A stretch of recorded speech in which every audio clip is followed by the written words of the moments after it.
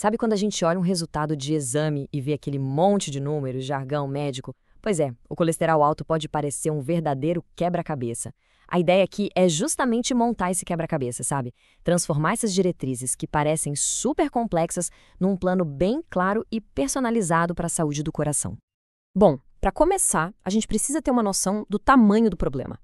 A doença cardiovascular aterosclerótica, ou DCVA, é, olha só, a principal causa de doenças e mortes no mundo inteiro. Então não estamos falando de um probleminha qualquer, né? É um desafio de saúde global de verdade. E o mais curioso é que, para muita gente, a jornada para gerenciar esse risco todo começa de um jeito bem simples, com um número. Um único número no exame de sangue de rotina. Aquele valor do colesterol. Tá, mas aí vem a grande pergunta, né? Como é que esse número se transforma num plano de verdade, um plano personalizado para uma vida mais longa e saudável? É exatamente isso que a gente vai desvendar agora. Beleza, então vamos mergulhar de cabeça nisso. Para começar, é fundamental entender o que está em jogo. O colesterol alto não é só um número numa folha de papel, não mesmo. Ele é um fator de risco super importante para a principal causa de morte no planeta. E o que é, ao mesmo tempo, interessante e um pouco preocupante é que uma boa parte desse problema todo vem do controle inadequado dos fatores de risco. Ou seja, existe uma distância, um abismo entre saber que existe um risco e conseguir de fato controlar ele de forma eficaz. Ok, então como se calcula o risco de cada pessoa? Bom, a primeira coisa a saber é que não é só um número. É bem mais complexo do que isso.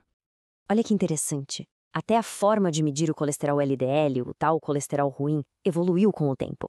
Antes, o método mais comum era a equação de Frey-de-Waal. O problema é que ela, digamos, perde um pouco a precisão em alguns casos, sabe? Tipo quando o LDL está muito baixo ou os triglicerídeos estão altos. Por isso que hoje em dia a preferência pela equação de Martin-Hopkins. Ela é mais moderna e mais certeira porque usa um fator que se ajusta.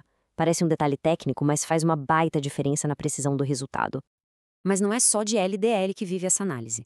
Pelo contrário, os médicos hoje têm um verdadeiro kit de ferramentas para estimar o risco de DCVA nos próximos 10 anos. Eles olham o colesterol não HDL, a tal da apolipoproteína B, e usam várias calculadoras de risco, como as equações de coorte agrupadas, a PCEA. Cada uma dessas coisas dá uma pista, uma peça a mais para montar o quebra-cabeça. E para pintar um quadro ainda mais completo, entram na conta os chamados fatores que aumentam o risco. O que são eles? Bom, histórico familiar de doença cardiovascular precoce, por exemplo, ou ter síndrome metabólica, doença renal crônica, alguma condição inflamatória como artrite reumatoide, tudo isso é levado em consideração.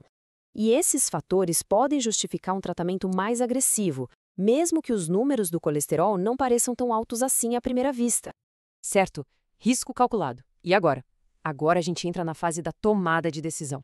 E a primeiríssima linha de defesa, o ponto de partida, é sempre o estilo de vida. Comer bem, fazer exercício, isso é a base de tudo, claro. Só que, olha que importante isso, o impacto direto que isso tem no número do LDL pode ser mais modesto do que a gente imagina.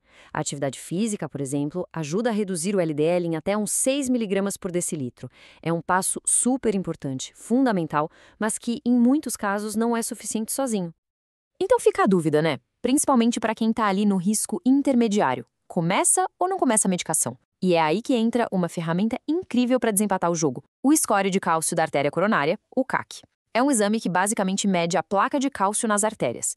Se o resultado for 0, ótimo, sugere baixo risco e dá para segurar as estatinas. Agora, se o resultado for 100 ou mais, aí o sinal é claro de que o tratamento é necessário. É um verdadeiro tira-teima. E falando em tratamento, isso nos leva direto para o arsenal de medicamentos que a gente tem hoje. Vamos dar uma olhada nas opções. Vamos começar pelas estatinas, o carro-chefe do tratamento. E para entender o poder delas, vamos começar pelo benefício. Pensa assim, para cada 10 mil pessoas com doença cardiovascular já existente que são tratadas com uma estatina por 5 anos, sabe quantos eventos como infartos e derrames são evitados? Cerca de 1.000.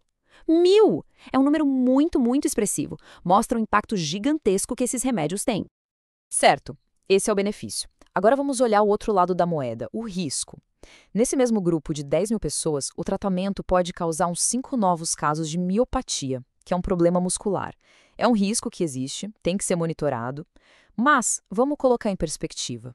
São 5 casos de miopatia contra 1.000 infartos e derrames evitados. E tem outro risco importante, que é o de desenvolver diabetes. Estamos falando de mais ou menos 75 novos casos para cada 10.000 pessoas tratadas. Então, o ponto central é este. Quando a gente bota tudo na balança, 1.000 eventos graves evitados de um lado e do outro 5 casos de miopatia e 75 de diabetes, fica muito claro para que lado a balança pende, né? Pende e muito para o lado do benefício. E como funciona o tratamento com estatinas? Bom, ele é prescrito com base na intensidade. O que isso quer dizer? Quer dizer que o objetivo é conseguir uma redução percentual específica do LDL. A alta intensidade, por exemplo, busca diminuir o LDL em 50% ou mais. Já na intensidade moderada, a meta é uma redução entre 30% e 49%. E aí, a dose e o tipo de estatina são escolhidos para bater essa meta. Mas e se as estatinas não forem suficientes? Ou se a pessoa não tolerar bem? Aí, felizmente, o arsenal não para por aí. Existem outras opções, como a ezetimiba, os inibidores de PCSK9, que são super potentes, e o ácido bempedoico. Eles podem ser adicionados ao tratamento. Cada um age de um jeito, mas o resultado é uma redução extra e significativa do LDL, com benefícios comprovados.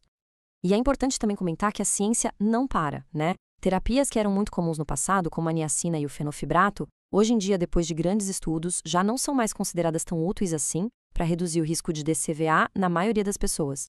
E por fim, como é que se gerencia tudo isso ao longo prazo? Porque a verdade é que controlar o colesterol é uma jornada, uma parceria contínua pela saúde. O acompanhamento é um ciclo bem simples e que se repete. Funciona assim. Primeiro, faz um novo exame de sangue, umas 4 a 12 semanas depois de começar o tratamento. Segundo, a resposta é avaliada, para ver se o remédio está funcionando e se a pessoa está tomando direitinho. E terceiro, se a meta de redução do LDL não foi batida, a dose pode ser ajustada ou outro remédio pode ser adicionado. É um processo constante de ajuste fino.